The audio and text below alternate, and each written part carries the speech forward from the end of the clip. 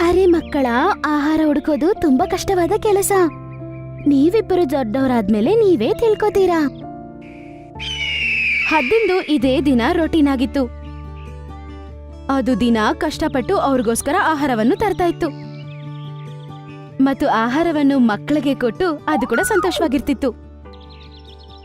ಹಿಂಗೆ ಸ್ವಲ್ಪ ಸಮಯ ಕಳೆಯುತ್ತೆ. ಚಿಂಕು ಮತ್ತೆ ಟಿಂಕುಗೆ ಮತ್ತೆ ರೆಕ್ಕೆಗಳು ಬಂದ್ಬಿಡುತ್ತೆ. ಅಮ್ಮ, ನಾವೀಗ ಹಾರ್ಬೋದಲ್ಲ? ಹಾ, ಹಂಗೆ ಅನಿಸ್ತಿದೆ. ಬನ್ನಿ ಟ್ರೈ ಮಾಡಿ ನೋಡೋಣ. ಹದ್ದು ಹಂಗಂದಿದ ತಕ್ಷಣ ಇಬ್ರು ಒಬ್ಬೊಬ್ರಾಗಿ ಹಾರೋದಕ್ಕೆ ಶುರು ಮಾಡ್ತಾರೆ. ಅವರ ರೆಕ್ಕೆಗಳನ್ನು ಅಲ್ಲಾಡಿಸ್ತಾ ಆಕಾಶದಲ್ಲಿ ಹಾರಕ್ ಶುರು ಮಾಡ್ತಾರೆ. ಹದ್ದಮ್ಮ ಆ ಮಕ್ಕಳನ್ನು ನೋಡಿ ತುಂಬಾನೇ ಸಂತೋಷ ಪಡುತ್ತೆ. ಮತ್ತೆ ಅದು ಅವರಿಬ್ಬರನ್ನ ಕರೆದು ಹೀಗಂತ ಹೇಳುತ್ತೆ. ಮಕ್ಕಳ, ನಾನು ಈ ವಯಸ್ಸಲ್ಲಿ ಕೂಡ ನಮ್ಮ ಮೂವರಿಗೋಸ್ಕರ ಆಹಾರ ತರ್ತಿದ್ದೀನಿ. ನನ್ನ ಶರೀರ ತುಂಬಾ ನೋವುತ್ತೆ.